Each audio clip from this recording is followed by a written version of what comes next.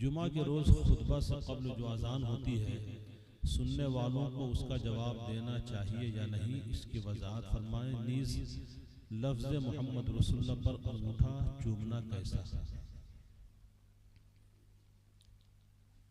انگوٹھا بھی چومنے سے بچیں اور زبان سے جواب دینے سے بھی بچیں۔ اگر سامعین جواب دینا چاہتے ہیں تو دل میں جواب دے سکتے ہیں، زبان سے نہیں دے سکتے۔ ہاں، خطیب کے لیے اجازت ہے۔ سبحان اللہ۔ مسافر اگر قصر نہ کرے تو اس کا شرعی حکم کیا ہو؟ قصر کرنا یعنی 4 رکعت والی نماز 2 رکعت پڑھنا مسافر پر واجب ہے۔ اگر ایسا نہیں کرے گا تو گناہگار ہوگا۔ غیر مسلم مسلمانوں کی قبر کی کھدائی کر سکتا ہے؟ کر تو سکتا ہے، لیکن بہتر یہ ہے کہ اس کام کے لیے کسی مسلمان کو مقرر کیا جائے۔ سبحان اللہ، سبحان اللہ۔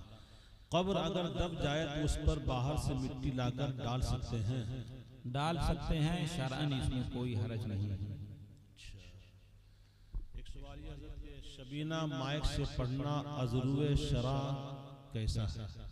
دیکھیے، قرآن کا ادب و احترام بہت ضروری ہے، اس لیے ایسا کوئی بھی کام کرنا جس سے قرآن کا ادب و احترام متاثر ہو، اس سے بچنا ہمارے لیے ضروری ہے۔ اس لیے قرآن کی تلاوت کی آواز کو بس وہیں تک محدود رکھا جائے جہاں تک لوگ سننے کے لیے تیار اور آمادہ ہیں۔ سبحان اللہ۔